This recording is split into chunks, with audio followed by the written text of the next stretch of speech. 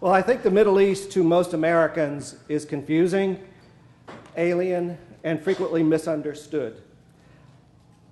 We frequently, therefore, resort to stereotypes and not to real people. One goal of our event is to make a very rich, diverse culture something that we can grasp and understand. Let me talk a little bit about how our conference is going to operate. As you can see from the program, we have 4 sessions.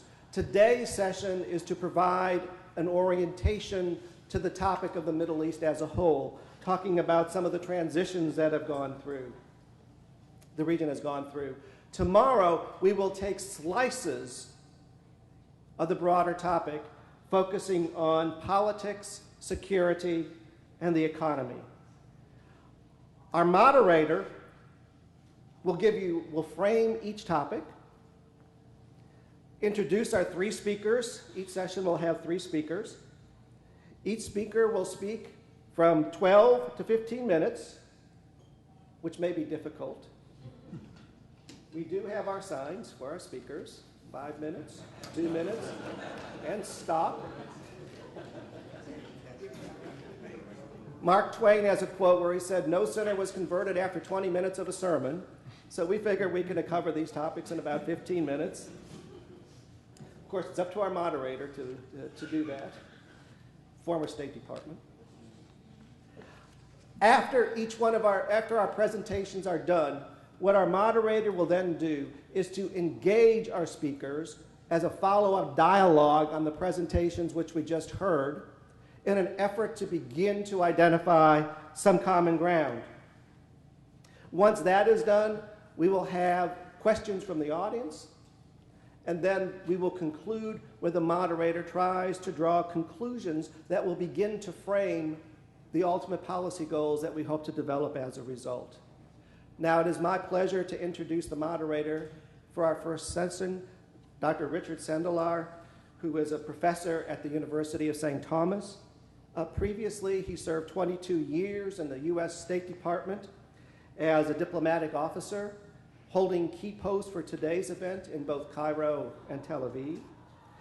He retired from the diplomatic corps, went into the practice of international law, and has now given up to teach. And so it's my pleasure to introduce Dr. Richard Sindelar.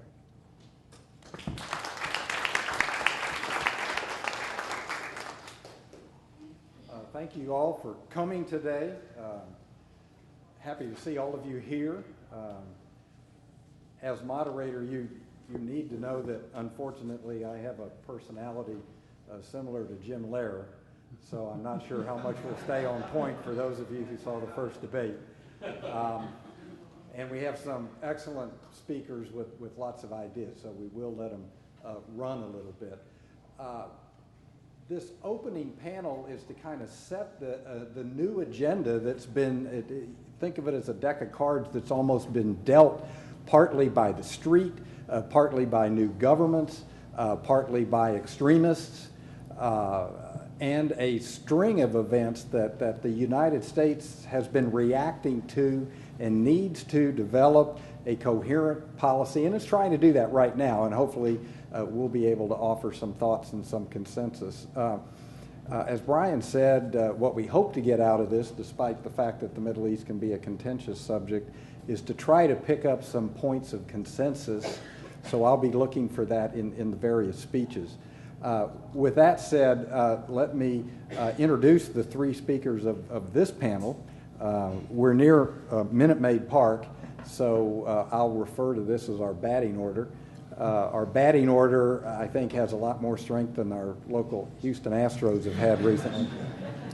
We'll start with Alaa Issa. He is the Consul General of Egypt here in Houston, has been here 2 years. He has served in the foreign ministry in Cairo in senior positions, including non-proliferation. He has written several publications, including Deterrence and the New Global Security Environment, Contemporary Security Policy, and the Drivers Behind Missile Proliferation. He has also been a fellow at Harvard very well-spoken gentleman. He will be our first speaker, and I'm going to introduce all three of them now, and then we'll just kind of briefly mention them again when they have their turn. Second, we'll have Mr. BEN-DROR YEMINI from Maariv newspaper. He's the opinion editor, so you're going to get opinion from the man who guides opinion in one of Israel's major papers. As he told my class last night at the University of St. Thomas, he is a spokesman for the journalists of Egypt, not the government, the journalists of Israel, not the government of Israel, so his opinions will not necessarily be those of the Israeli government. He's not only opinion editor of Maariv, he also has served in the Israeli government in the Ministry of Absorption. He's been a lawyer, and he is the most translated Israeli journalist of all the journalists in Israel. So he is one of our stars today. And finally, our cleanup hitter will be Ambassador Chase Untermeyer. Many of you here in Houston know Chase. He's last served the federal government as ambassador to Qatar under the George W. Bush administration. He has been an undersecretary of the Navy.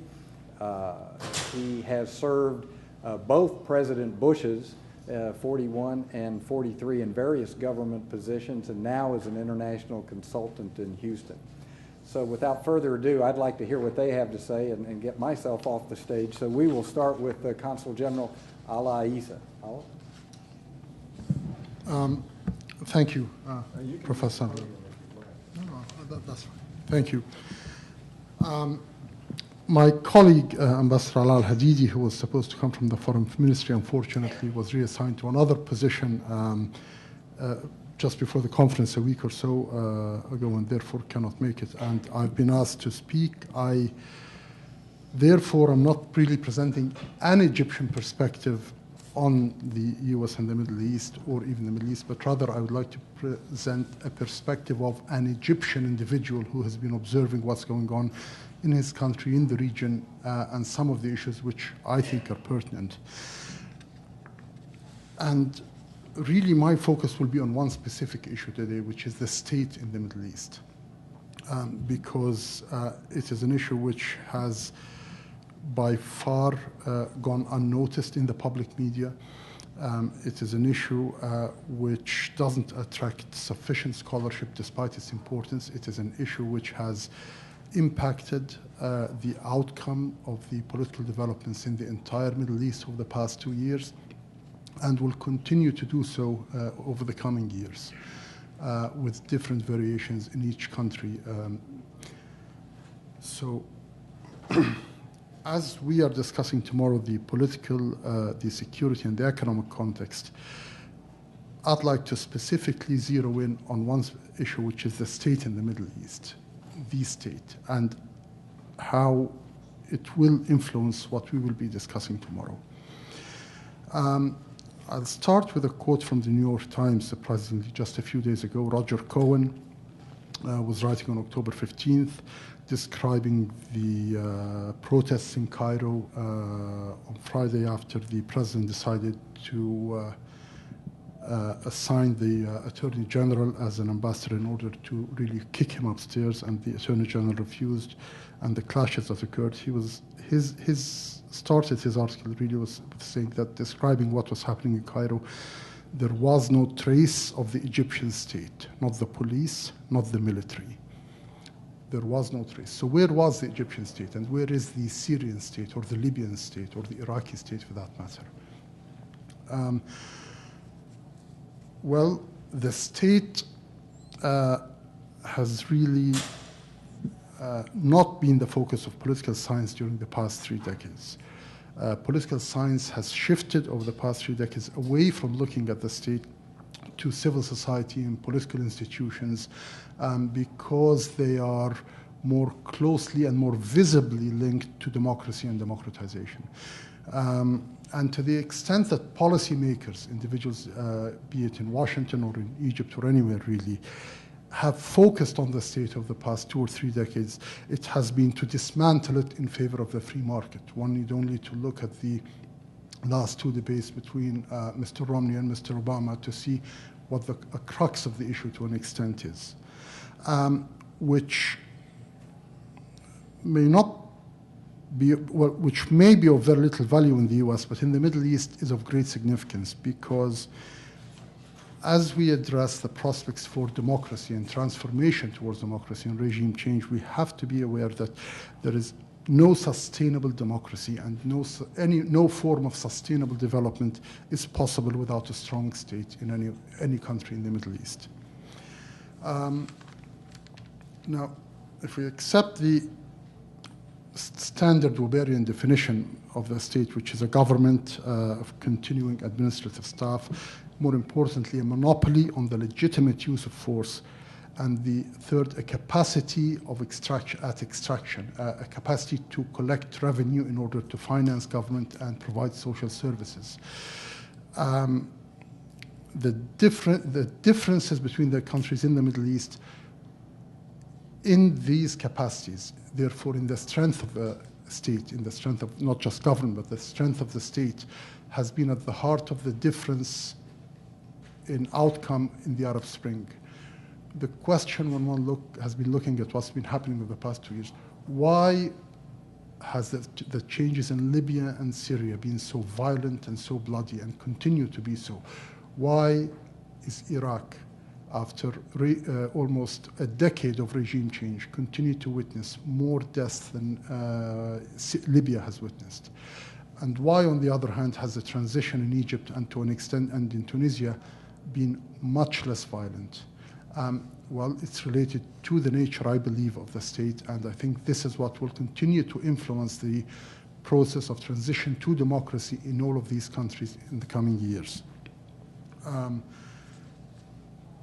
In doing so, we've unfortunately, and the perspective of international relations has always influenced and in a way skewed the way we look at the Middle East. When we've looked at it, we've always addressed the Middle East in terms of the Arab-Israeli conflict, and therefore we've seen Arab states as a monolithic whole, the state being the same in each and every one, very little difference between Egypt, Syria, Libya, Lebanon, Algeria, or Morocco, when in reality there is significant difference. The process of state-making in the Middle East is quite recent. Unlike Europe, which had the luxury of approximately 700 years in which to undergo a process of state-making with a very protected and insulated position in terms of time, 700 years of inter-European wars in order to make the establish European states, and also insulated in terms of space. No foreign entanglement, no foreign invasion, no foreign occupation. The last external threat to Europe was in 1638 or 1635 when the Ottomans were defeated at the gates of Vienna. But the Middle East, the situation has been very different. The capacities of all of this, each of the states in the Middle East today, is really a reflection of the history of state formation in the region. The commonalities are that practically, with the exception of Iran and Morocco, every state in the Middle East is a successor to the Ottoman Empire, and that practically every state in the Middle East experienced several decades of European occupation or European direct rule. The majority of them gained their independence towards the middle of the 20th century, so only 50 or 60 years ago, and this is where, for some of them, state-making essentially began. None had the luxury that Europe had of a long and protected period in terms of time and space. But there are differences, and this, I think, is the key point that I'd like to address. Historically, some of these states in the Middle East had an unusual degree of autonomy from the Ottoman Empire, such as Egypt and Tunisia, for instance. Egypt managed to wrest a significant degree of autonomy from the Ottoman Empire around 1820 to 1821, so in the early 19th century. Tunisia a few decades later. And both countries started the process of state-making and state formation in the 19th century. With administrative staff, military coercing the population until the population accepted the state within them.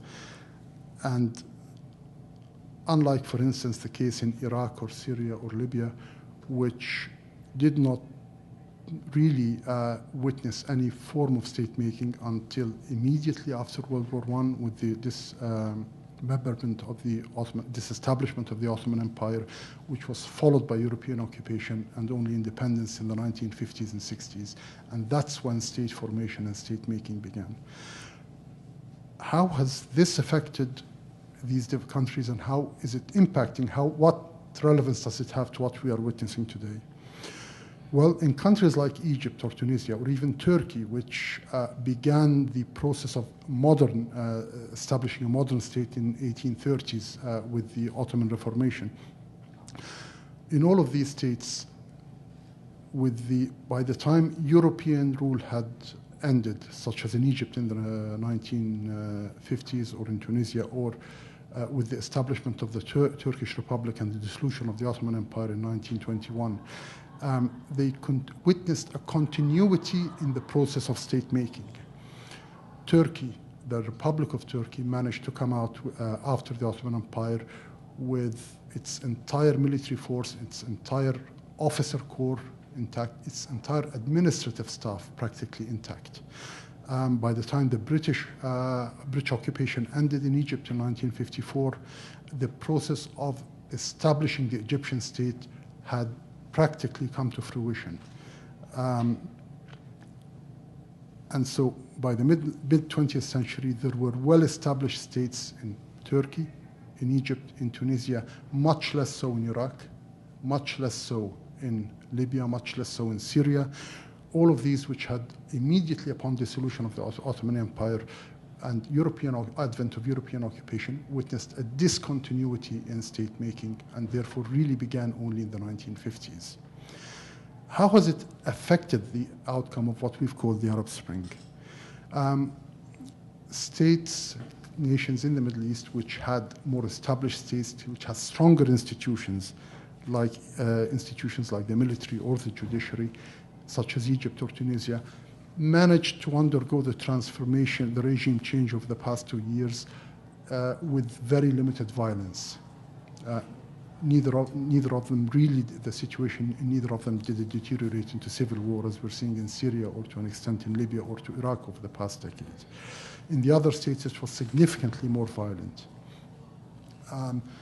In Egypt, over the past century, even the military had established, as an institution, had established a code of conduct in which it had become inherent that the Egyptian military does not use force against civilians, even though the regime had attempted to do so on several instances during the past 50 or 60 years, attempted to force the military refused. So these were indications of state formation and a well-established and consolidated state institutions. How will it impact the future? Well, it's very uncertain, and this is key to understanding it as for individuals in this country, in the US. Transitions to democracy are uncertain.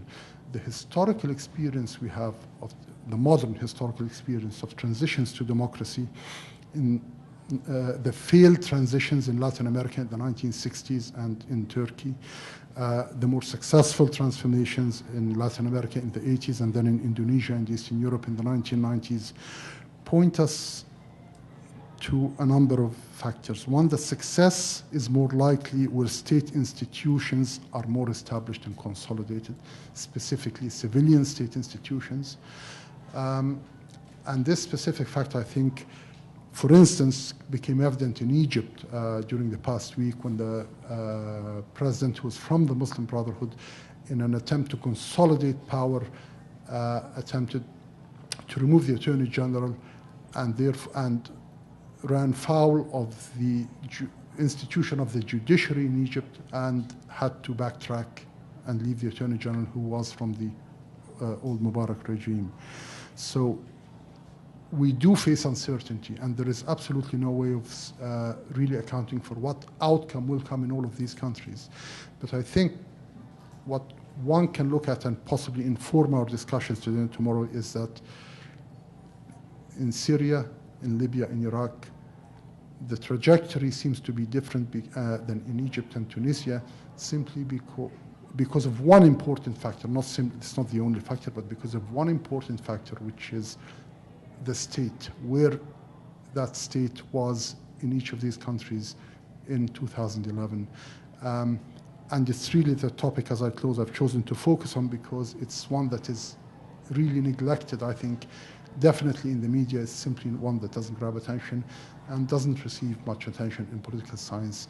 And I'd be happy to address any other issues, whether related to my presentation or to many more pertinent issues in our discussion. So please don't feel that you need to limit your questions to my presentation at all. This was my folly, my luxury, being asked to speak and choosing a topic that I really wanted to address. Thank you for your attention.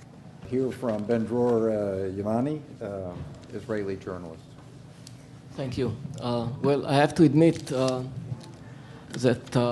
I participated in a lot of conferences, and of course with my Arab colleagues, if we have to agree about something, I guess that if it will be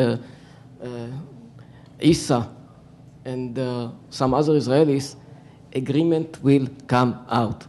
So thank you for whatever you said, because it was quite refreshing.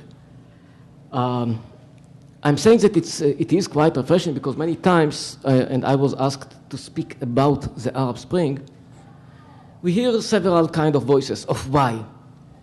Why? Why did it happen? Why the Arab world in the last 3-4 decades was lagging behind? And Amr Moussa, who was the General Secretary of the Arab League, was asked, why? Why don't you have democracy? He was asked exactly 2 years ago, 5 weeks before the Arab Spring started. And his answer was a very strange one. He said that actually we don't have human rights, we don't have democracy, we don't have anything, just because of one reason, because of the Palestinian-Israeli conflict. It was his answer. Now, the point is, I'm not trying to provoke, I'm just saying this because I'm saying it and I breathe it and I mention it, because the Arab Spring is a big change. The Arab Spring is a kind of, it doesn't matter if we like or do not like the outcome, Muslim brothers or not Muslim brothers.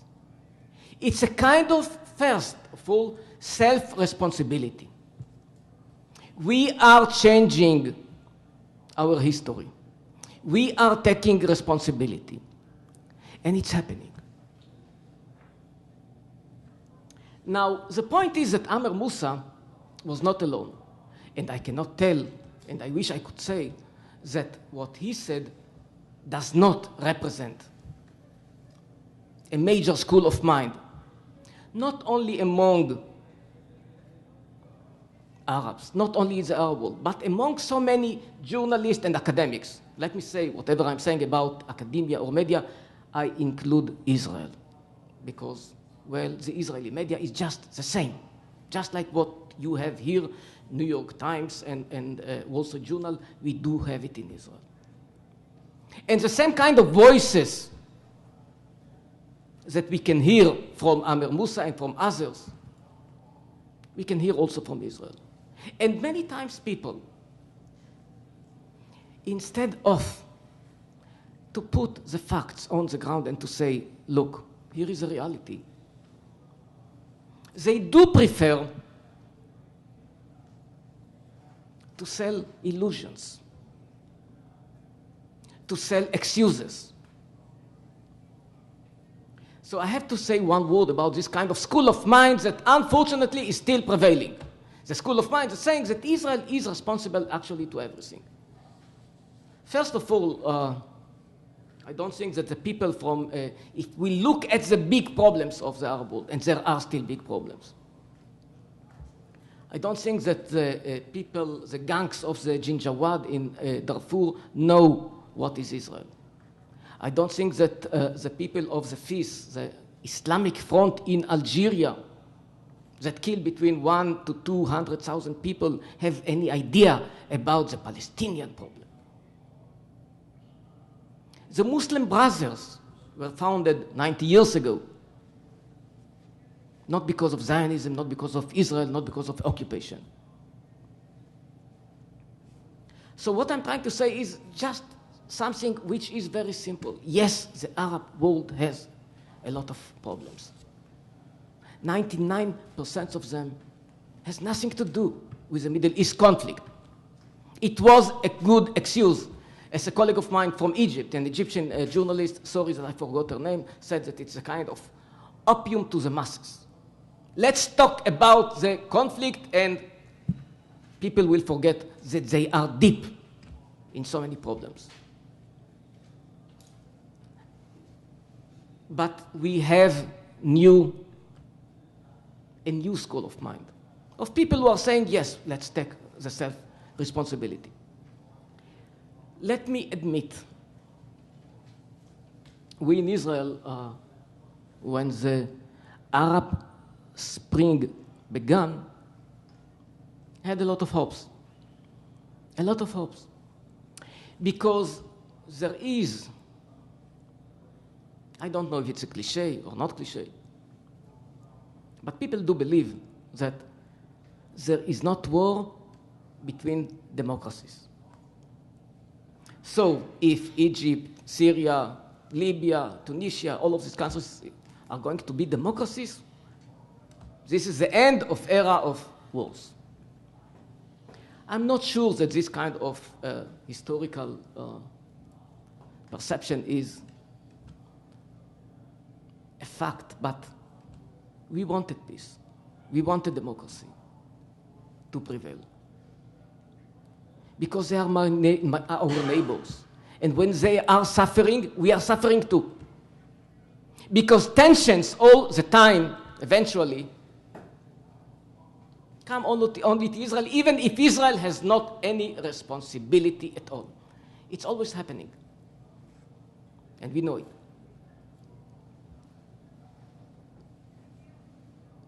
Now, the main country is, of course, Egypt. Egypt is facing huge problems on the edge of almost hunger and starvation, or I don't know what. In some parameters, and let's put it on the table, in some parameters, life expectancy, infant mortality, human development index, Gaza Strip is doing better than Egypt in some parameters, in many parameters, which is a tragedy. Now, I have no idea because I don't have a solution. I'm just trying to put the real problem on the table. So we, in a way, deluded ourselves, as I think it was Thomas Friedman who wrote, the revolution brought to you by Facebook. Unfortunately, the revolution was not brought by Facebook and not by Twitter and not by the internet. It was brought by people who had not this kind of virtual social networks, but the real ones. And the people who worked in the field, let's admit it, the people who helped other people with medical services, with education, with communal services, were the Muslim Brothers. They did the hard work. It was not the people of the Facebook. We like them because, yeah, it looked like if they are like us, moderate, progressive, liberals. But it was an illusion. It was an illusion. So here we are with the Muslim Brothers. Now, I can give you something like 10 hours lecture of what are the Muslim Brothers by quotations that are so terrible. I don't want to do it. I'm not going to do it. I'm not going to do it because, first of all, we are not speaking about a monolithic movement. We have many trends inside. We have many fractions in the Muslim Brothers. So we have also to look at the bright side of things. First of all, we have a new president. You know what? For me as an Israeli, who was afraid, yes, afraid, from the Muslim Brothers, he is not a monster. It is some months now that he is in office. And let me tell you, yesterday, just yesterday, a new ambassador came from Egypt to Israel, went to the president to deliver his credentials. Wonderful. I mean, nobody could believe it just some months ago. In Sinai, we all know the same kind of problems like in Somalia and in Yemen and other places, kind of Salafists. Let me tell you, the Israeli army and the Egyptian army are working together. So things are continuing. The first declaration of the new ambassador was on behalf of his government, that the peace agreement is not going to be revoked. But it's not only that. We have a lot of other voices, and we have to listen to them, because we had so many other voices from the Arab world. But I want to speak about the positive voices that we hear, about a new school of mind. It's not prevailing. I'm not here in order to sell new illusions, not at all. But I'm saying that the new voices are highly important. I'll give you an example of the new voices. 2 weeks ago, an article was published, and the article was titled just about what I was asked, maybe this panel, to speak, Israel and the Arab Spring. And the article was written by Abdul Latif Al-Milham. It was published in Arab News. Everybody can, by the way, find it in English. And he is asking questions, but from the point of view of self-responsibility. But before I'm saying what he wrote, which is highly important, there is an academic name to this kind of, to put the blame on others. Externalization of the guilt. But I hear the new voices which are much more important. And this Abdul Latif is asking, on behalf, that's what he wrote, not me, it's a quote, on behalf of the many people in the Arab world, I have questions, he wrote. What was the real cost of the wars against Israel to the Arab world? One. Second, what was the real cost for not recognizing Israel in 1948? 3. Why did not the Arab states spend their assets on education, healthcare, and infrastructures instead of wars? 4. And he, as he put it, it was the most important question.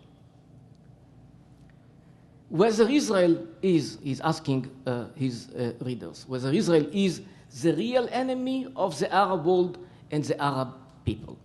Because it was a kind of, yes, of course, Israel is the sword enemy. But he is saying, no, sorry. We have another enemy. And he is writing, the destruction and the atrocities that he, I'm not going to quote, that he spoke about, what's happening right now in Yemen, in Syria, in other places in the Arab world, Darfur, and others, the destruction and the atrocities are not done by an outside enemy. The starvation, the killings, and the destruction are done by the Arab themselves. And it's go on and on. Now, the story of the article is very interesting because it received thousands of comments. I did not check, I couldn't, but I guess it was one of the most commented with talkbacks and not only talkbacks, articles that were ever published. Because it touched a very, very delicate problem in the Arab world. Should we put the blame on the United States, on Israel, as we always do, on the colonial powers, or that we should take responsibility? Now, after it was published in English, and it is highly important, people began to understand the importance of this article. I highly recommend to read it. And then it was published some days ago in Al Arabiya, the second leading channel after Al Jazeera. And again, the whole story now, when it was published in Arabic, is beginning again. Now, we hear these voices, and we have to know that many times we, journalists, academics, politicians, we supported the excuses of why we are lagging behind with the tendency to put all the responsibility on external powers. We did it. I'm not talking now about the Arabs. In a way, we were not fair, because in many cases, you just perpetuate the problem but not saying the truth, but by not saying the facts, but not presenting the reality. So we have a new stage. I have to conclude, I know, but people ask what is going to be with the Arab Spring. It's almost impossible to say. It's almost impossible to say because when Chu Enlai, I'm not sure that I'm pronouncing it well in English, the leader of China, when he was asked about his assessment for the French Revolution from 1789, he said, his answer was, it's too early to answer. So if you are asking about the Arab Revolution, the Arab Spring, the Arab Revolution, it's of course too early to understand. But one more thing to tell you. We have to look at the real facts that sometimes are manipulated. And why I'm saying it? I'm saying it because there is a very good book, maybe some of you Americans know him, Philip Tetlock, professor from Berkeley. And he, for 20 years, checked with 3 groups about which one of them can predict the future. The first group was academics, expert, for example, to the Soviet Union of that time. The second one was of journalists who wrote about, we are journalists, we are the people who know almost nothing about almost everything. Not like professors, some of us here are professors, and my wife is, that know almost everything about almost nothing. So, no, it's not true, but it's a good cliche. But he checked it very seriously. Who can predict the future? And 3 groups, academics, journalists, and monkeys. Now, let me tell you, go to his book, it's in English. The worst group to predict were the experts, which mean the professors, the academics. Second one was the journalists. The best one was the monkeys. So, well, I'm in between because I'm only a journalist, not a professor, not a monkey. But in order to know where is the Arab Spring is going to, I have to be a monkey, and it's a little difficult. We just have no idea. But I know one thing. I think it was George Orwell who said that we always tend to take the facts that coincide with our beliefs. We just throw from the table. We ignore every fact that does not fit our beliefs. If we want to change something, and this conference wants to come up with a paper, let's not ignore the facts. It will be the only one thing that we can do to ourselves. Thank you so much. I had not been in the region before. I had not been a career diplomat. I had not studied the Arabic language. The reason I was appointed was because of the wondrous workings of American politics. With equal ease, I could have been appointed ambassador in Costa Rica, and I would be speaking at a Stephen F. Austin conference on Latin America, which I accept anyway, because with equal ease, I'm pleased to talk to you today. That experience, however, in Qatar in the last decade, magnified by frequent trips back, was made possible through two things: the great tolerance and willingness of the people of Qatar to accept me and my family, and the great tolerance on behalf of the U.S. State Department, such as my friend and mentor, Alan Meisenheimer, who are also very willing to teach. The result, I hope, was not disastrous for U.S. foreign policy, and if it led to my being invited here today, I'm delighted at the result. But I mention that by way of consumer warning in case you wish to apply a heavy discount to what I'm about to say. And if I manage to hit it, it's because of all the conferences on the Middle East I attended in the past.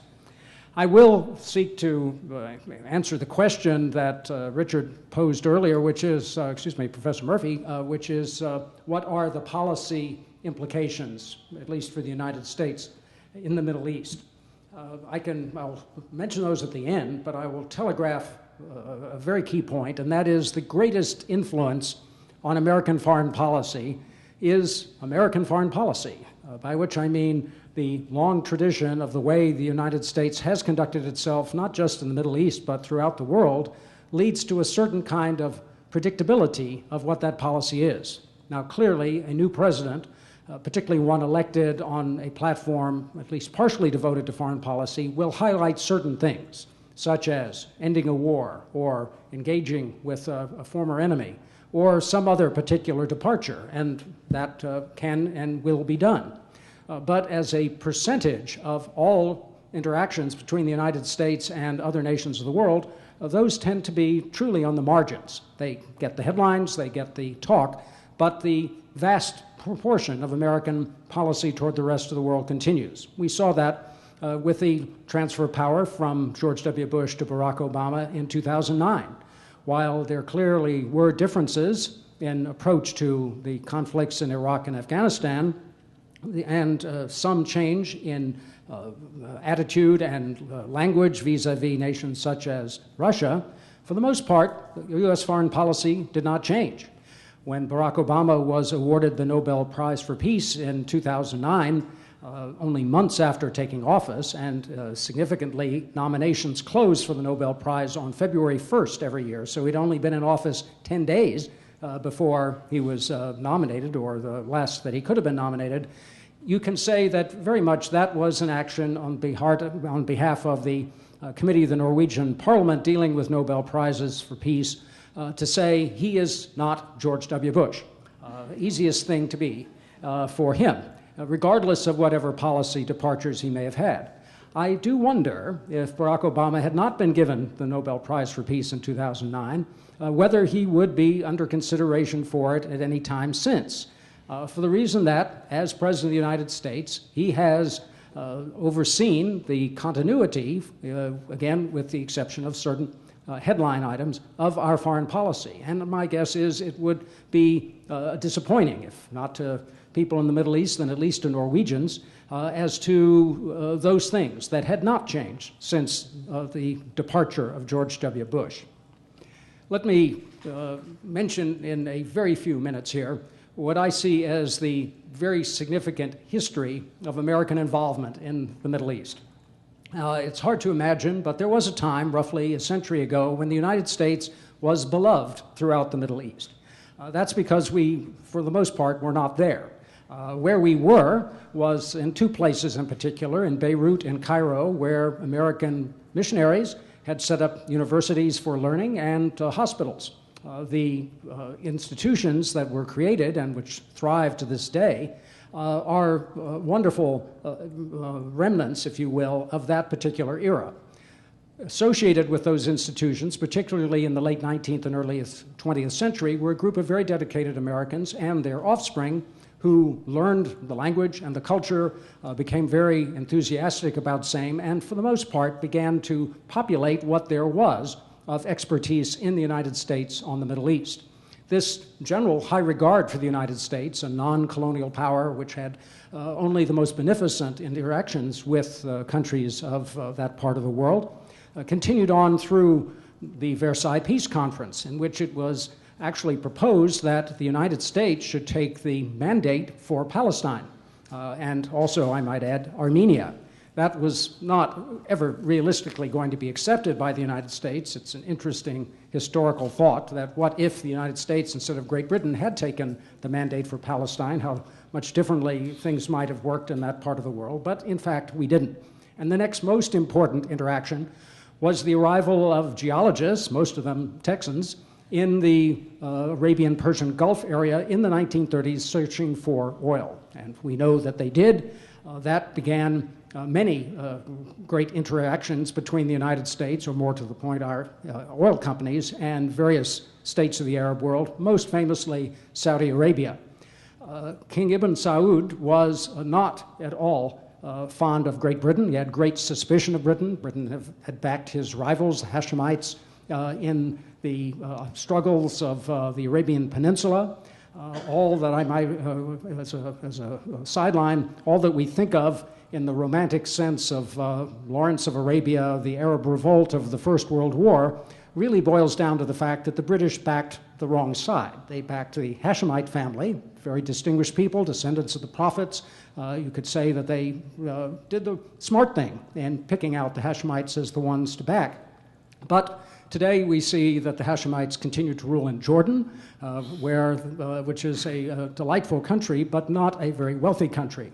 And the Sauds, of course, secured the hold on the rest of the Arabian Peninsula, and that relationship was one that the United States benefited from. It began, as I mentioned, initially with the energy companies, but it continued most famously in the conference between Franklin Roosevelt and Abdulaziz ibn Saud on the decks of the USS Quincy in the Great Bitter Lake in February of 1945. Franklin Roosevelt had returned from Yalta. He made that side trip a very, very significant time in the relationship because it did create America's deep friendship with Saudi Arabia. When Franklin Roosevelt, only a few days later, made his final address before Congress, he said of that conversation with Ibn Saud, "I learned more about the problems of Palestine, the Muslim problem, the Jewish problem, in 5 minutes in talking with Ibn Saud than in 2 or 3 exchanges of letters." That's all he said. But I think that led to the feeling on the part of the Saudis that the United States was on the Arab side of the conflict, then gaining momentum in Palestine. Franklin Roosevelt died. Harry Truman was very much in favor of the creation of Israel, and we did recognize Israel, I believe, first among all nations of the world. And most significantly, though Abdulaziz may have felt betrayed by the Americans for switching sides, as he might have thought of it, he recognized the greater need for a relationship with the United States, particularly in the gathering Cold War. And if he did not quite understand or forgive our support of Israel, he at least recognized that it was going to be a factor that they had to deal with. We can telescope all of these things on to the fact that the United States involvement in the Middle East began to accelerate through the 1950s. In 1956, most famously, President Eisenhower condemned the invasion of Egypt by Britain, France, and Israel in the so-called Suez Crisis. That, again, was another plus for the United States as seen as against the colonial powers of the region. But once things got a little bit more tense and tight in the 60s and 70s, then we began to see the shift where the United States, by strengthening its relationship with Israel, began to be viewed much more suspiciously by the Arab states. Viewed with suspicion, anger, definitely conflict, but still a recognition that the United States is the abiding power of strength in that part of the world. That has to remain, and I predict, regardless of what happens to the energy future of the United States, if we do achieve a greater degree of reliance upon Western Hemisphere sources of energy and less upon the Persian-Arabian Gulf, we will still be a major factor in that part of the world, the Gulf in particular, because of the importance of that energy to our allies in Europe and Japan in particular. Therefore, I would say that for the coming decision of either the current president or the next president of the United States, whoever we select in 3 weeks, the policy of the United States should be pretty clear, and that's because it is pretty much a continuation of what that policy has been. Once again, the great entropic force of the past upon our policy. The first is to stand by our friends. We have many friends, and they may not be friends with each other, but they are our friends, starting with Israel, but also Egypt, Jordan, Saudi Arabia, the Gulf states. That is the first lesson of politics, regardless of level of politics, as true in international relations as it is in the Harris County Courthouse, where standing by your friends is the mark of somebody who is a faithful leader.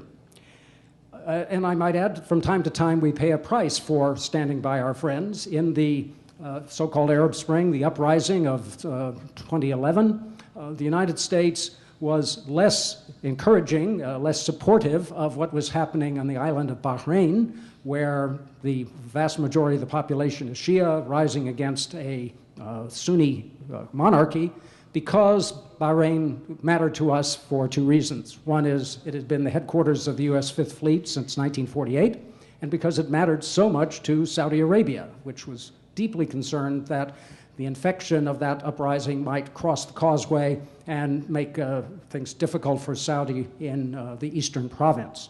So some might accuse us of hypocrisy, that we were quick to acclaim what happened in Tunisia, a little less quick to acclaim what happened in Egypt, but not at all vocally on the side of the majority in Bahrain. I think rather than hypocrisy, we should look at the default position of the United States everywhere in the world, administration after administration, is to be in favor of democracy, free markets, equal opportunity, gender equality, except on those occasions when, for a limited period of time, we have to choose for other reasons of local politics. The third thing I would say that the United States, the second thing is a steadiness of purpose, a predictability of our policy. That goes with standing by our friends. That is the most difficult thing of all for the United States, since we speak with so many voices, but that clearly requires a president who keeps in mind these other guiding principles that I am speaking to this afternoon.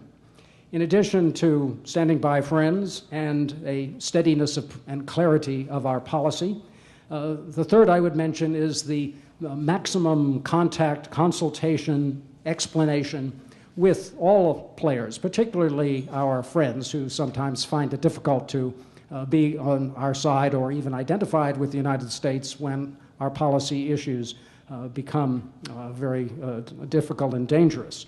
I say that because we may not always accept the recommendations of our friends, but they always have something to say, some kind of coloration, some sort of understanding of the formula at hand, and certainly a better understanding of the personalities and the forces at play than we can, even with the best diplomats on the scene. I say this with a bit of pointedness because during the time that I was ambassador in Qatar, that country was viewed very hostilely by my administration, largely because of the broadcasts of Saudi Arabia, and as a result, there was a deliberate determination not to deal with Qatar except in the most formalistic ways. I sometimes wonder if there had been that kind of consultation, that kind of talking, that it would have dawned upon American policymakers earlier how useful it could have been to use countries, Sunni nations like Qatar, in making contact with the Sunni tribes of Iraq and creating what then became the successful formula for joining forces with Sunni elements in the western province against al-Qaeda. And finally, I think the United States must always be open to play a role. Sometimes it may be difficult to play a role when the parties themselves are not so engaged, and I would say Israel-Palestine is that today, but that in that very tumultuous part of the world is never to be taken as a permanent situation, that something will happen, there will be a change on either the Israeli or Palestinian side that will lead to opportunities for the United States, once again, as in the past, to play a constructive role. We can do the same thing in other parts of that region. All I can say is that we must be alert to it, and regardless of the degree of popularity we may have in that region at the time, we can play a role that no one else can. Finally, there is the issue of Iran, which we have not discussed, and just as BEN-DROR mentioned that it is impossible to predict with any certainty what's happening on the Arabian side of the Arabian Gulf, it is extraordinarily difficult to predict on the Persian side of the Persian Gulf. I am willing to defer to others in that, other than to say that all the things I mentioned before, of clarity of policy, standing by friends, willingness to play a constructive role, and listening to sources of information from all sides will help us address that issue as it is.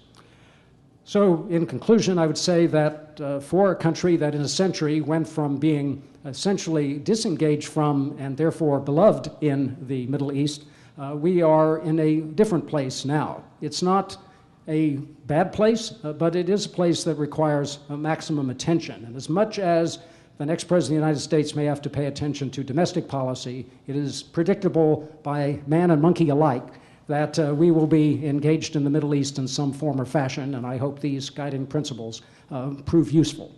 Thank you. Thank you, Chase. I've been asked now to attempt to find some points of consensus or agreement from the three presenters, and then we'll open it up to questions. We're trying to reach some notion of where we may go down the road. The first question I might put to all three of you is based on Alaa's comment about, first of all, you must have a strong state-based system in order for democracy and change to happen. And he spoke of how the Arab world has had a relatively compressed time compared to the Western world to build states. So my question to you, Alaa, first, and I'd like BEN-DROR and Chase to chime in on this. Do you all perhaps, and I'll put a thought on the table and leave it there for you all to comment on, could we share a thought that, first of all, it's going to be based state by state how this change works in the Middle East, that the Arab Spring has kicked off, because we're really in the infancy of the process. The question is, can we express among ourselves any cautious optimism that state by state we may get a better system of governance, not pure Western democracy by any means, but a better sense of governance, with a particular example of Egypt, because Egypt, in faith and truth, is always has been one of the leading areas, whether it was a nation state or not, one of the leading areas of the Arab world. Al-Azhar Mosque, center of learning, center of commerce, the Nile, Suez Canal. So a lot of people are going to look to Egypt. Can we have any sense of cautious optimism that, based on the first few months, as BEN-DROR mentioned, that Egypt may be not only a leader, but may begin to set a tone or model of how we might evolve in the next 5-10 years as this transition goes? You want to take a shot first, Alaa? Thank you. I think you may do so, but I think that whatever you may extrapolate from the Egyptian experience may not necessarily be a blueprint for other countries of the region. In many ways, with regard to political transformation, Egypt has been blessed. It has been blessed by virtue of the fact that it has no oil resources, that it is not a wealthy country. Had it had resources in proportion to population such as those in countries on the Arabian Gulf, in the Persian Gulf, using oil or gas, I think the effect of political transition in the 50s, in the 70s, in the 80s, and then 2 years ago, that could have been very, very different. Government could have had resources to really co-opt significantly higher numbers of the population. This is something that no government has ever been in a position to do, beginning in the 20th century and the 21st. The current government is not in such a position, and therefore I think, going to the point you're addressing, and what BEN-DROR also addressed, it had always been a key tenet of the Muslim Brotherhood, while they were an opposition movement, that one priority which they had always espoused was that the treaty of peace between Egypt and Israel be revoked. They had never actually elaborated on why that should be the case or how, but when you are in opposition, you can really take very strong positions without being forced to explain them. 6 weeks ago, after the incident, some of the incidents occurred, the speaker for the president came out with a very clear statement saying that it is the position of Egypt that the Camp David Accords need not be revisited.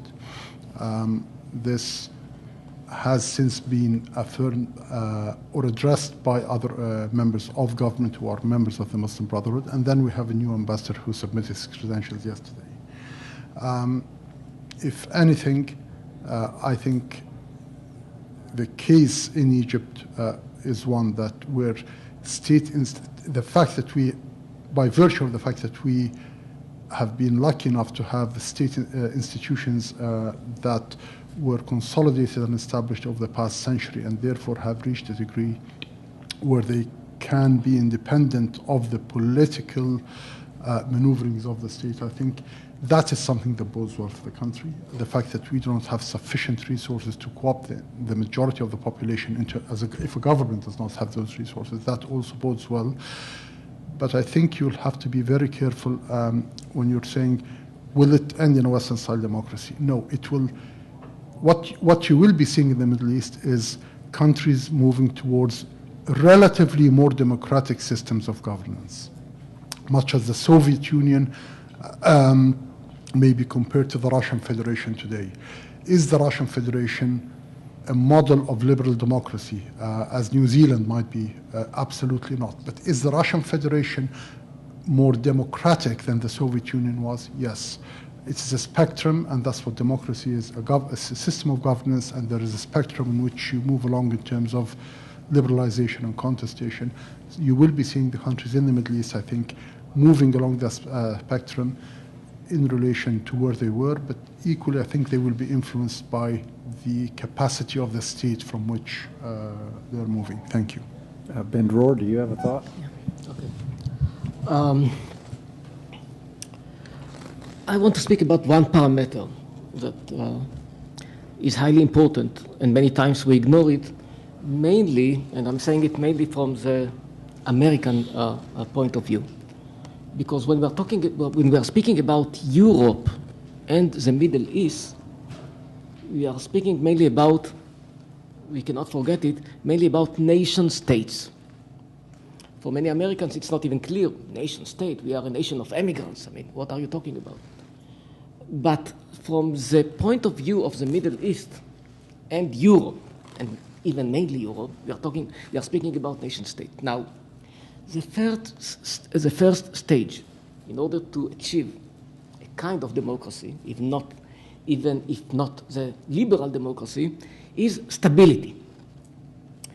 Stability can be achieved only if you have a kind of national unity or even homogeneity. You don't have it in Iraq. We all know that we are speaking about something like 3 peoples under the very same umbrella. It's not a real nation because you have the Kurds, you have the Shiites, you have the Sunnis, and they are not doing well together. I mean, and we are paying the price. I mean, mainly the Iraqis, but the world is paying the price. Now, what's happening in Syria? In Syria, just to remind you that between 1920 and 1924 or 6, we had there something like 5 or 6 entities, Druze, Alawiyat, 2 states of Muslims. Druze have their own state. Now, right now, they are fighting each other. Not only, but also according to this kind of tribal lines. And it's going on and on, actually. Now, Egypt has a kind of homogeneous population. They all historically, and Issa spoke about it rightly so, they have a tradition, they have a history, they have the feeling of we are not only a creation of the colonialists. We are real. Jordan, well, Jordan is a state, come on, historically. Of course it is, and of course we have to respect it. Sorry, I'm a journalist, I'm allowed to say, you know. But I'm not representing any government. So. But Jordan is a kind of a new creation. It never existed. So first of all, we have to look at this parameter. In the midst of the Yugoslavia war in the 90s, a professor, John Mearsheimer, he is known because of his book about AIPAC and the Jewish lobby. I have to say that sometimes he even saying something which is right. For example, he said not what he wrote about AIPAC, but what he wrote about the Yugoslavian war. Because what he said that, sorry, but we are living in Europe. In Europe, the only one way, he wrote it as an American professor, the only one way is to separate them. It was before it was collapsed, and we have now something like 7 nation states instead of 1. But he wrote it, and rightly so. He wrote it in an article in 1993. That the only one solution, and he was completely right, will be to separate them to nation states, and that's what happened. And we have now a kind of stability because each community has its own identity, and they express their national identity, and so on and so on. So we have to look at it, and it's not easy for Americans, I know. It's not easy for Americans, but from the point of view of the people, of the tribes. And stability will be achieved only when this aspiration will be achieved. There will not be stability without achieving this kind of aspirations. Thank you. Chase, you have a comment? Yes, I would say that there are 2 things I could name that are essential in any country, but Middle East in particular, for the formation of democracy. And it's not elections, even free and fair elections, so much as it is the existence of civil society institutions, by which I mean chambers of commerce, unions, trade associations, professional associations, youth groups, even sports associations, where people have the opportunity to learn how to work together and to choose leaders and otherwise interact as a state. Those are very essential underpinnings for democracy, which we take for granted. The other is another thing we take for granted, which is the full expression of opinion without people being punished or killed even for their expressing an opinion contrary to that of the state. These two things do exist, I think, in Egypt and in certain other countries of that region. So I am encouraged that over the long term that will help reinforce democracy in that part of the Middle East.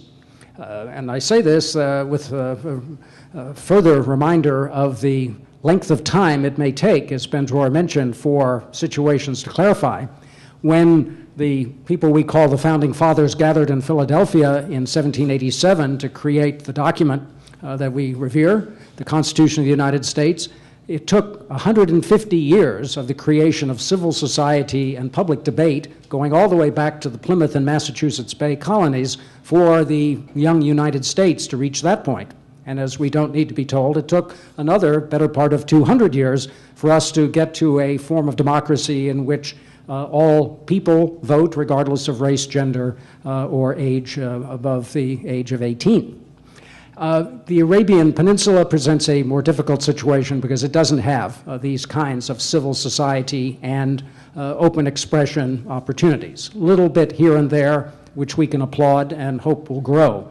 But there are two what I would call prototypical elements of traditional Arabian society, which in time I think will prove valuable, but I put the emphasis on that in time. The first is the tradition of the majlis, an interesting word in Arabic that means a place, a room where people gather. It comes from the root word to sit, so it's a kind of living room. It is sometimes the building in which you have the majlis, and it is the gathering itself. In this, it's very much open to people to come in. If the gate is open, you're welcomed in to truly anybody's house and can talk with great fervor back and forth, giving due respect to the owner of the house, the senior person present.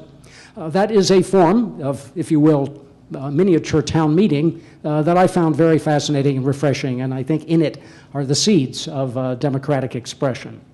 The other tradition is that what you might call the consent of the ruling family, that in so many of those societies there is no hierarchical descent of power. There is usually an heir apparent, so you know who the next person is going to be, but at any point the ruling family can withdraw that particular mandate or sanction and choose somebody else. Now, this is not democracy, it's certainly not an election, but neither was the gathering of the lords upon the field of Runnymede in 1365, 1315, to force King John to grant Magna Carta. But in it, again, was the essence, the element from which a democratic growth could come. So I see hope for the future. It just may be a very long future. Thank you very much, Chase. Administrative note, the power at a conference comes from the podium, so I'm seizing power to let you all know that if you are harboring good questions, we will get to those questions, and that'll take us over 10 or 15 minutes because we got started 10 or 15 minutes late. So I have one other question for the panel. Ben-DROR mentioned the El Arabiya article talking about, shall we say, a recasting of Arab thinking about their own governance and how they go about moving forward now that they have the Arab Spring. And I've only started, so I don't know how the book comes out, but Robin writes Rock the Casbah, in which she makes arguments for what she calls counter-jihad. All this leading to the question, and I'll start with Alaa again, do we have share some common ground here that probably one thing that we will see, I'm definitely an academic, so therefore I'm going to misprognosticate here, but do we think that the Arab Spring has unleashed an awakening of sorts in the Arab world such that the moderate middle, and in that I include most mainstream Muslims, because most mainstream Islam is a wonderful religion in many, many ways,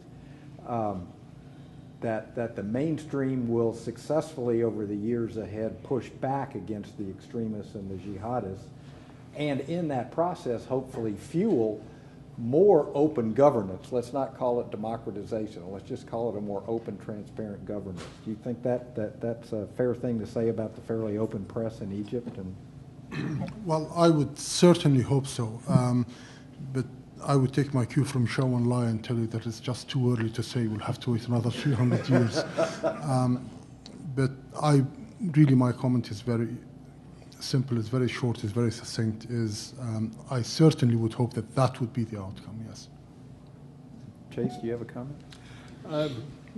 Yes, I think there is hope along those lines, but let us not forget that it is dangerous to go against the opinion of people who are willing to kill to make a point, and kill broadly without any concern for the age of the victim or their religion. And let's not forget that there are various places in the world that are struggling with this now. Pakistan is an excellent example. So it isn't just the nations of the Middle East. We have hope that after 60 years, Colombia has finally achieved a degree of safety and security in which people can live ordinary lives and express their opinions without being gunned down. So it does take a while. There are probably some other nations that I could mention that have likewise struggled with this same sort of thing, in which, rather like in the movie High Noon, it does take a certain amount of courage and gumption on the part of the ordinary citizen to go against the people who have the guns and the willingness to use them.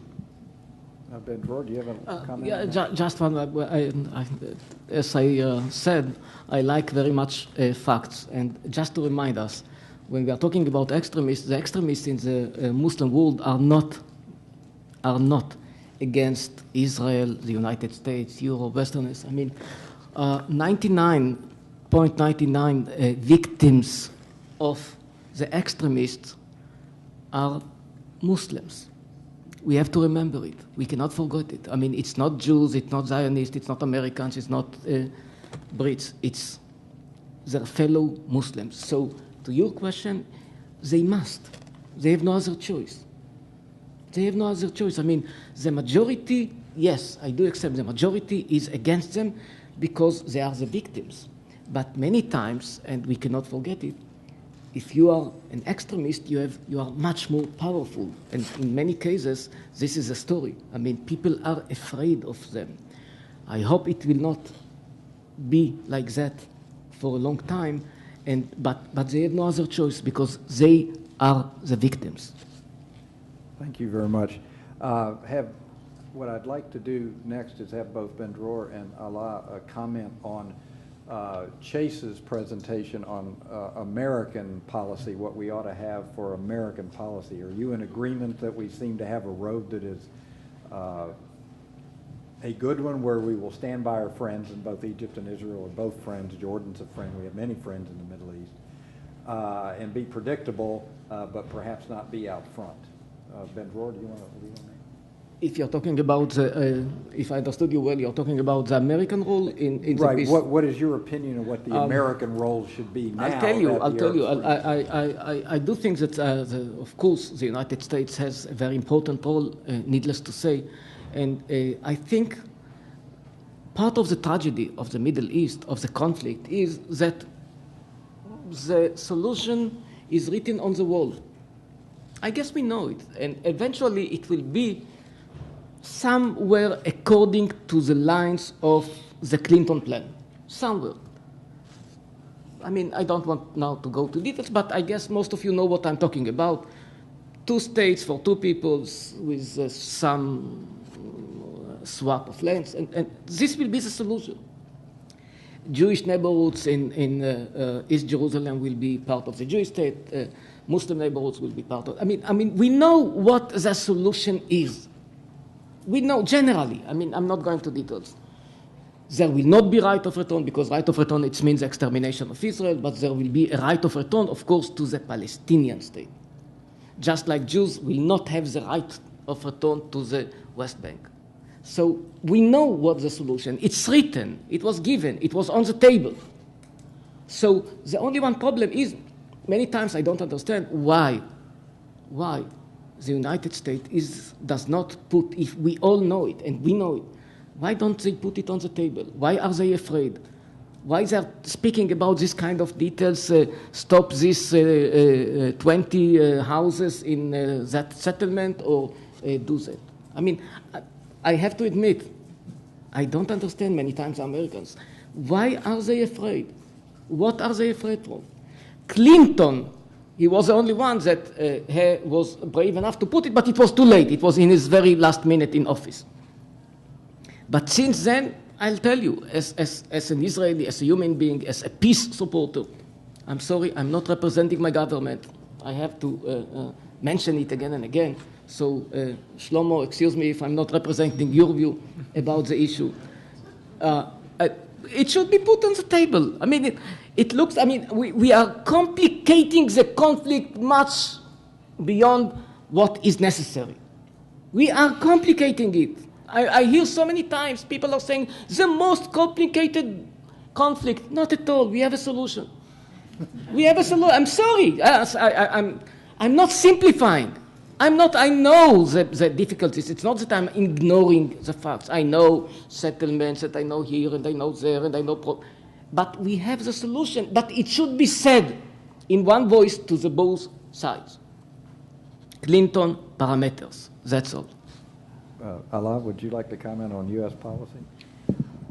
No, I think I'll just quickly comment on what Chase's points. I fully endorse his first and last point, clarity of policy and a willingness to listen to new and different sources of information.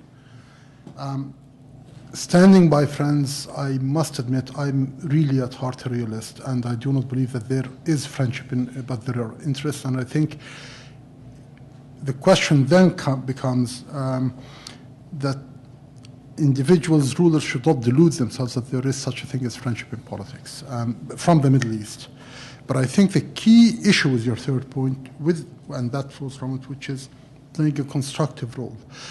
And I would be very, very interested to hear over the course of the discussion tomorrow as not so much the constructive role the U.S. can play with regards to the Israeli-Palestinian conflict or with regards to divorce, but with regards to public diplomacy and reaching 50% of the population in the Middle East, which is below the age of 17, how that constructive role can help to build bridges with them.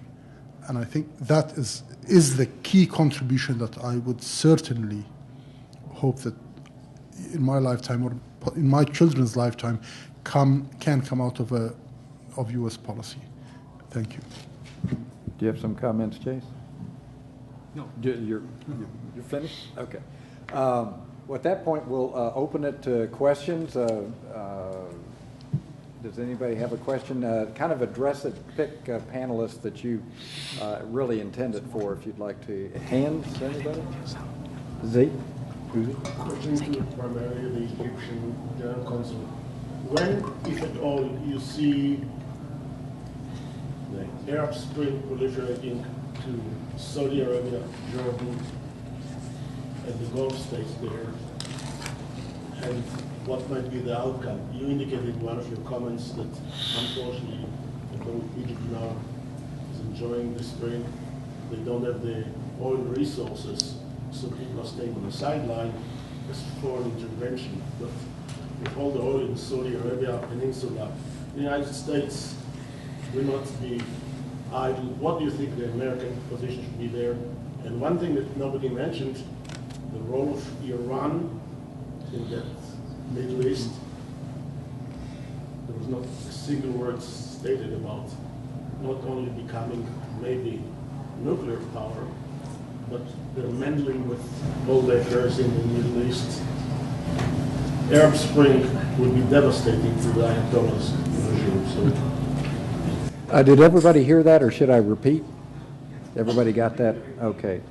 You want me to repeat? Yeah. Basically, the question is, do we see the Arab Spring proliferating to other regimes, the Saudis, the Jordanians, and also what about the Iranian nuclearization and any impact of the Arab Spring on Iran? Alaa, I guess that was aimed for you. I think you'll see that in terms of proliferation at a extremely slow pace. The nature of the state is different in the Gulf. In political science, it's what you would call a rentier state. It is a state that has resources that it can extract. It happens in that case to be through natural resources, oil and gas. And rentier states have certain characteristics which on the whole tend to prove to be correct. One is if you are a government in a rentier state, you've got the resources, you do not need to tax your population, and therefore you do not need to compromise with regards to representation, political representation. Second, you've got the co-optive effect. You've got the resources, enormous resources, and therefore you can really allow the resources to trickle down to the population, which in turn, if the population is generally the population is sufficiently satisfied economically, would not insist on representation. If you are a citizen of one of the wealthier Gulf states, you have no income tax, you have a guaranteed job, you pay absolutely no utilities, electricity is free for a citizen, telephones are free, so there really is very little cause for complaint.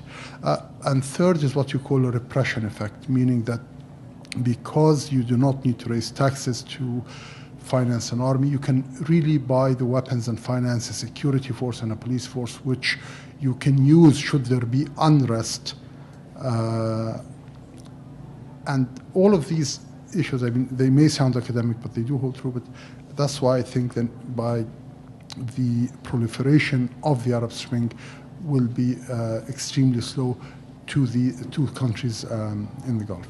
With regards to Iran, it's a complex question. I mean, I do not think the nuclearization of Iran will become an issue, quite frankly. I do not think the Iranians will pursue that option. But with regards to what the Iranian interests may be in the region, I think you do have a point. They do have interests, they may be pursuing them, and I suspect those interests are easier to achieve in the Gulf than they are further west in Lebanon or Egypt. Thank you. Ben-DROR, do you have any comments on that? Or? Iran is a problem. Iran is a problem not because I don't want to talk now about the nuclear. It's a big issue that we will not get into it. I'm talking about Iran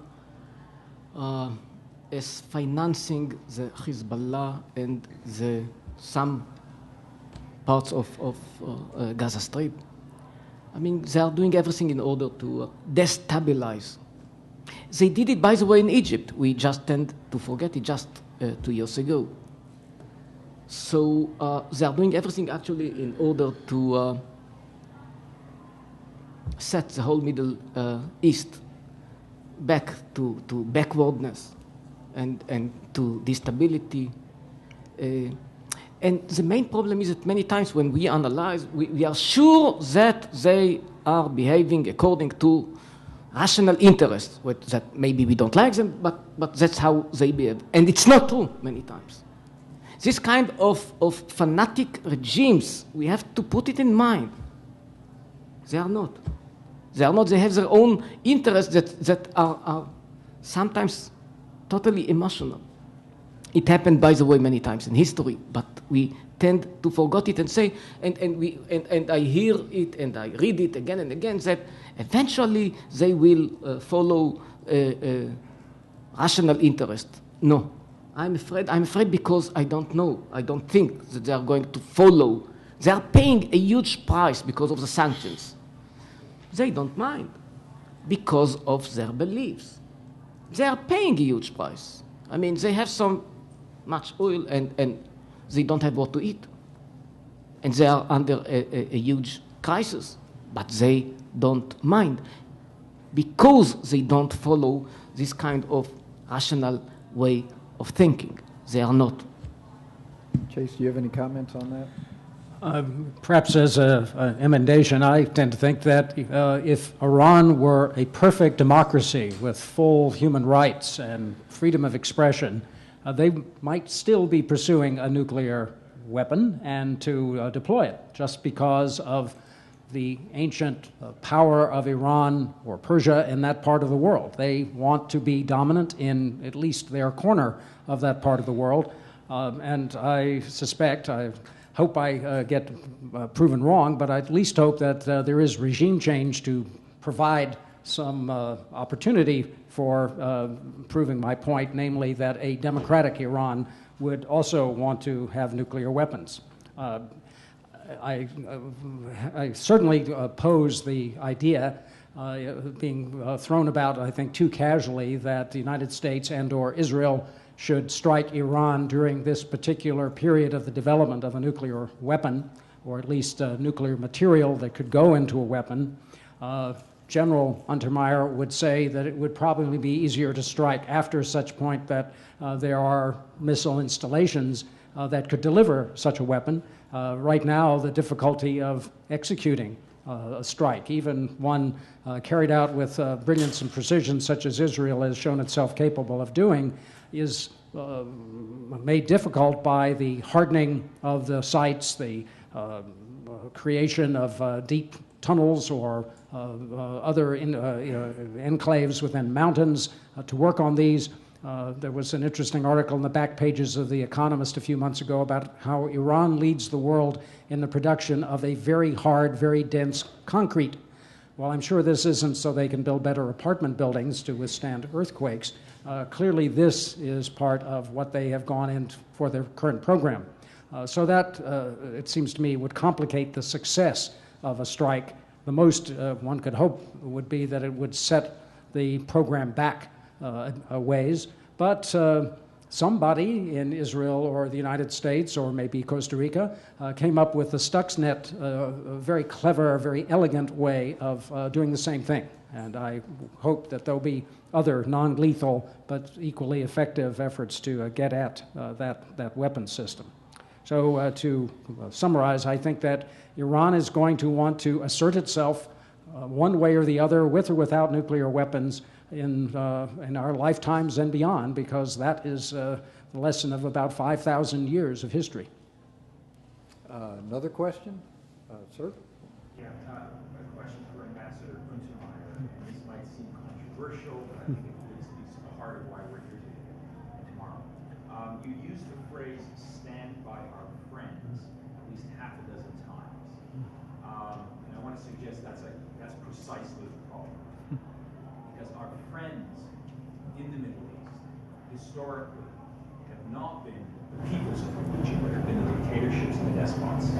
And that's what the Arab Spring is about. And that's why there is, that's one reason why there is turmoil and conflict in the region. And I think looking forward, the theme of the conference talking about a future relationship, I think that calculation is going to have to change and be rethought by the United States if we are going to be part of the solution, part of the democratization of the region. And thankfully, to his credit, I think the Obama administration, if you listen to two of Obama's speeches on the Arab Spring, February 11th of last year and the very famous one, May the 19th of last year, he has tried to rethink this question, balancing American values with American interests. That this calculation of standing by our friends, I think, is no longer tenable given the deep desire for democratization and negotiation. That's just a comment if you want to comment.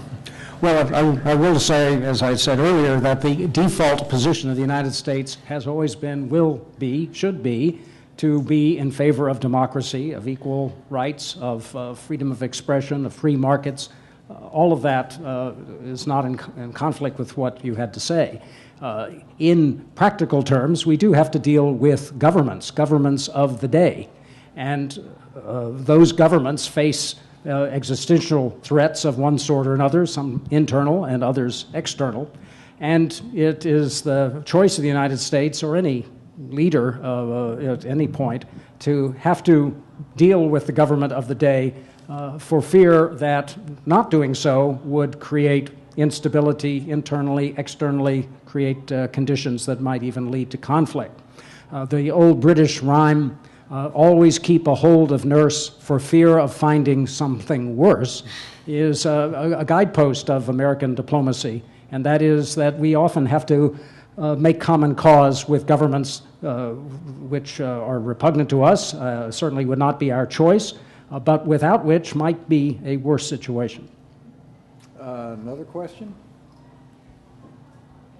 I'm a visitor, so I'm Right. allowed to ask questions. Right.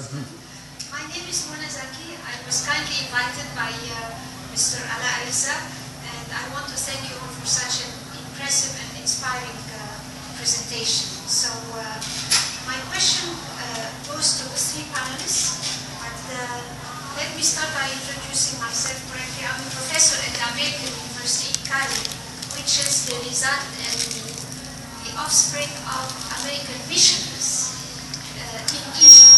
And that was the great influence of the Americans in Egypt, really. I wish we could continue this region. More schools. The American University in Cairo started as a missionary school founded by Charles Watson, the son of two missionaries who lived in Asyut, Upper Egypt. And it does a great job up till now in this region because it has thousands of students, thousands of graduates who do a great job in Egypt. Most of them were in Tahrir Square during the revolution, asking for social justice and really freedom of expression, not just for themselves, but for the poor and the low class and the really, really misfortunate Egyptians in the country. I was there myself with my two girls, my two college university students, my daughters, and if I wasn't there, I would have been considered as a traitor. So I was there in Tahrir Square risking all our lives for the sake of the poor, not just for ourselves. So American University is doing a great job in really educating democracy, but it's not enough. So let me start by your putting the blame on others is a very old habit. It's been the strategy even by Adam when he was asked, he put the blame on Eve. It's very unfair.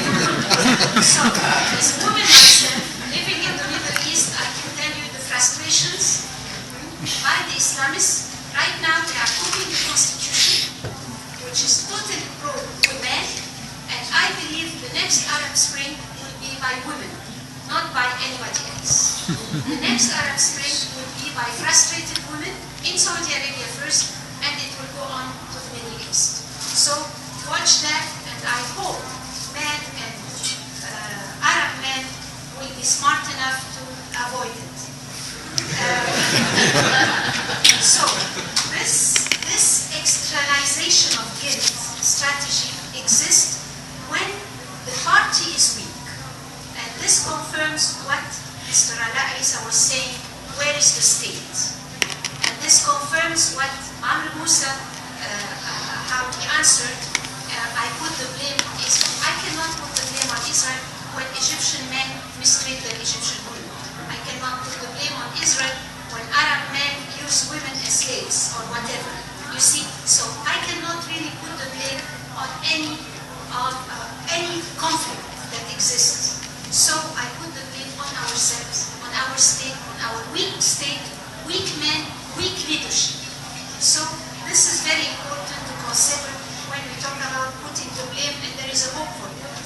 Where is the hope? When we say the hope, as a strategist myself, my field is strategic thinking. I'm a professor at university, and we said the hope is done through professors, journalists, or monkeys.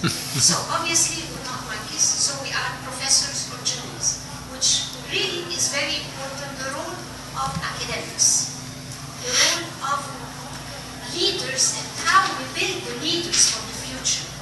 So we need to work together, hand in hand, by building leaders, building skills, working on vocational trainings, building more schools. This is where strengthening the relationship between the US and the Middle East. Like my colleague was saying, you support your friends. Yes, thank you.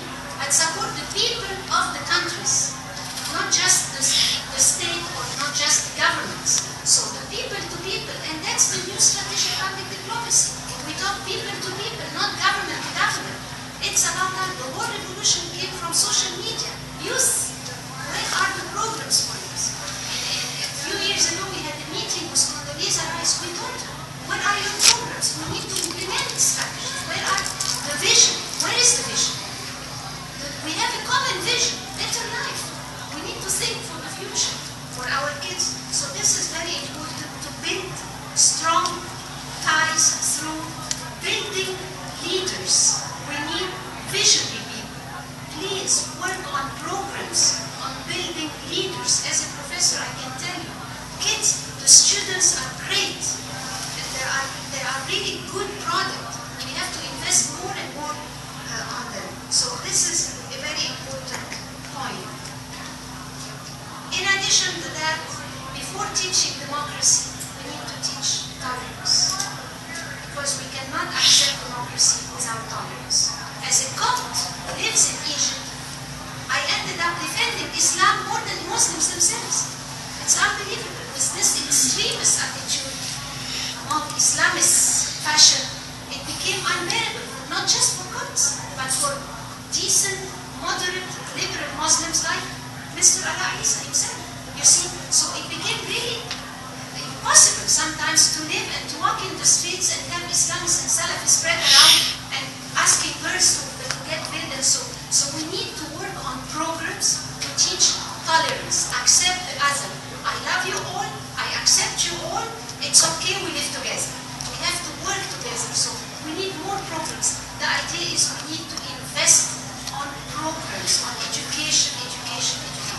Okay. And please, back to media, journalists. The media has a huge role. Please, help building and not just look for bad stories. So this is very important. I really wish you all the best in your profession. Thank you very much. Mr. Untermeyer, what has the United States been doing to empower the moderates in the Muslim world, and which are the majority according to Mr. Yemini? Well, the United States seeks to empower moderates, if by moderate meaning non-extremists or non-oligarchs of some sort, by virtue of the fact that we have a long history of advocating for civil society, for open, free expression, and for the prevalence of the truth. One of the past positions which I was honored to hold was Director of Voice of America. That is a vastly empowering tool, as it's been shown in country after country, by simply letting people know what the truth is and what other people have done in other countries dealing with situations and circumstances such as they found. The lesson, not so much of the United States, although our example is out there and it's told on VOA, but what other people did. And it isn't just Voice of America. Let me say a word for Al Jazeera, headquartered in Qatar, that its broadcasts of what was happening in Tunis clearly and directly inspired what took place subsequently in Egypt and in Libya and elsewhere in the world. That force of modern media, of bringing stories with dramatic pictures and statements by courageous people to the eyes and ears of others is helping to perform that role as well. So while I'm happy to say the United States has done a lot, now there are other voices, other forces at work, which over time will empower people on the street. Thanks to each of you for coming. Great presentation, set a nice stage for the meaty discussions tomorrow. Let's give our panel a hand.